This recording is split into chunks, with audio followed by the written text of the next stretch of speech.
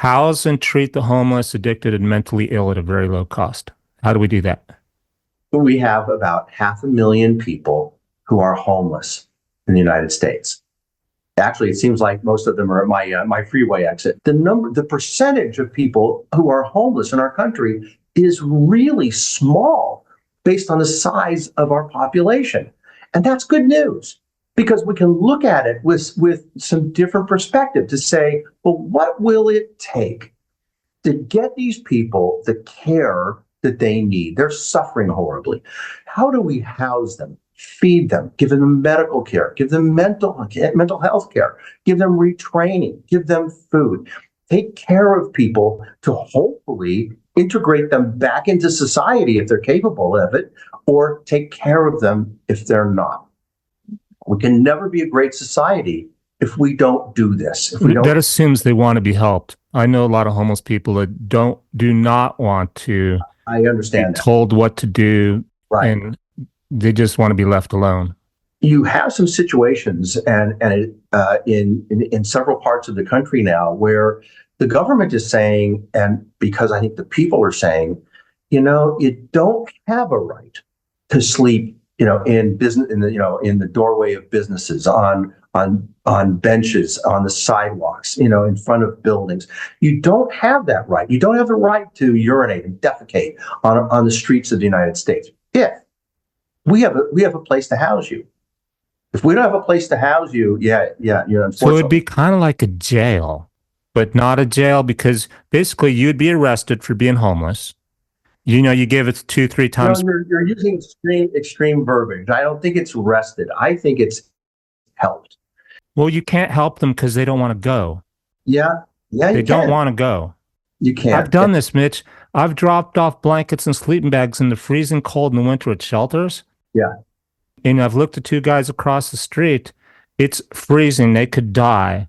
Right. I gave them the warmest sleeping bag, the North Face. They were all so happy. Like, we just don't want to go in there, and we just don't want to go be part of that. We want to just, they were peaceful. Right. They just didn't want to do the thing. If you don't arrest those 2 and make them go, arrest them, they don't have to go. They're not going to go. Right.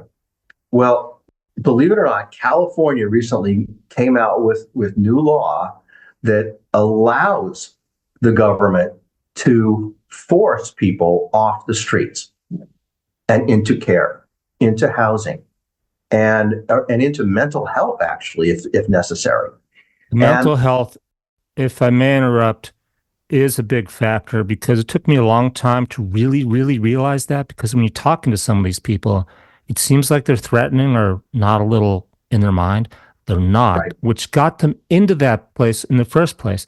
The unfortunate thing is, Mitch, I have firsthand experience with this with a friend, is the care we have for the mentally ill is that they can't afford health care, don't have health care, get arrested, whatever. It's really shoddy because there's some laws, for example, that say you have to take these meds and you have to take this high dosage. Well, that high dosage makes me feel bad, sleepy, old. I don't like it. It doesn't work. Is there something else I can take? Nothing that's approved. And you must take this high dosage. Otherwise, you are in contempt. And that's not right either. And they're stuck on, okay, do I take the drug that they make me take, or do I break the law, not take it? If I don't take it, I'm a mess. Just the mental health care part of the homeless situation, I think, is 50% of the issue. It is, and it's a really big problem because another part of the problem is that a lot of people, and this is very common with people who have mental problems, they don't think they have a mental problem. Of course not. That's why it's a mental illness. People who, there's a lot of people listening, Mitch, that don't understand this. They think crazy people know they're crazy. I'm sorry to use the word crazy. The way they behave, the way they act, they speak. Yeah. They don't know that. And some of them don't even like it. When they do recognize it, they can't help it. No, they can't help it. But they also don't want to be labeled as having a mental illness, and they don't want to be treated for a mental illness that they don't think they have. And what California just did is to say, we need the society needs the right to be able to provide help for you that you need, even if you may not think you do. It's a slippery slope Yeah. because again, back to the same friend. He knew he needed help. He just didn't want the help they wanted to give him. It was not actually the best for him. Mhm. He was as good not taking it as taking it. Either way, it was an extreme. He was a zombie when he took it. He wasn't productive for society. Taking it, he couldn't work and crazy, but he would have to be in bed all day. Wow. The the problem with laws, with any law that says you must do something, it has good intentions, but there's a lot of bugs to still be worked out. Not the ideal situation. No question. And then there's a societal choice of allowing people to determine their own fate. That's a So would your solution kind of look like the Salvation Army, except it's a government entity? You ring the doorbell and go, help me. I don't know where to start. It would certainly be government or government sponsored on a really big scale. And the money involved, I guess, is the biggest issue that I've been able to come up with. That the money is so small to help 500,000 people that we can't not do this. If it Well, costs let's talk five about thousand dollars a year, if it costs $25,000 a year for 500,000 people, that's $12.5 billion a year. I mean, that's a rounding error. That's a day and a half. For the federal government, that's a day and a half of interest payments on our debt. let me play devil's advocate to I think it's a great solution, but I'm going to tell you what probably some of the opposition would say. Mhm. And I kind of agree. I'm not mentally ill. I didn't just lose my job unexpectedly and go on hard times. Because those people, to be honest, they find a way. They're resilient. There Mhm. are a lot of people who just don't want to work. They want to drop out, dumpster dive for their food or panhandle. And now you're saying that if I'm one of those, I'm like, oh, but if I ring that doorbell legally, the state has to give me a bed to sleep in and food and a phone, maybe. And oh, this is pretty cool. I like this. Maybe, Yeah. maybe. And meanwhile, me, I got to go out and work for a living. I'm kind of like, you know what? I paid for my phone. Man, you got a nicer bed than I do, or a nicer whatever phone than I do. It's brand new. What do you say to that? Well, clearly, the second goal, beside getting people out of the street, is to get them back into society.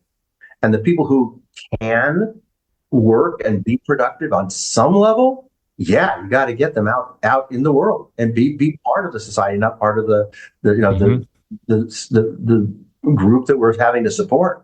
And you've got to do that. And I think your point's very well taken.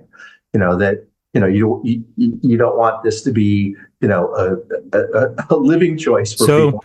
so you have a That's wrong. timeline. Let's say in a year or 6 months, you ring my doorbell, you come in, I give you food, I give you a phone so you can get a job.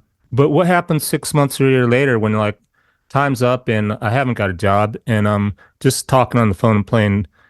What happens then? You put them back out on the street? It's a great question. That's a great question. But I do think that you have retraining. A lot of this is about training people to work and putting them in positions to work.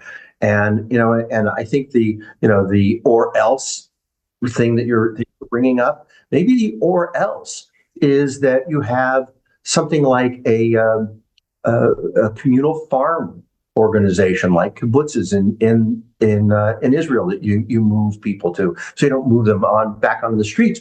You have them go into a farming community where they have their job to do, or you have them even doing military jobs. Not frontline military jobs that take great training and dedication and all that, but there's a lot of support You for. remind me of my brother. He's a CEO at a big corporation. I told him he should write his book, but he's like, no, my company probably wouldn't appreciate that. It's built in America. His one of his solutions for this was for the economy, for manufacturing in America, made in America, give the employees housing, support the employees like you're saying. I'm like, he's like, yeah, bring the homeless in. We'll train them, made in America. We'll get them off their feet. That would be great. But again, there are these homeless people, they do not want to work, even the non-mentally ill. So they want to sleep on your yard and poop in the street. I don't see how you can change their mind. Well, because we as a society say, no, that's not one of the options you have.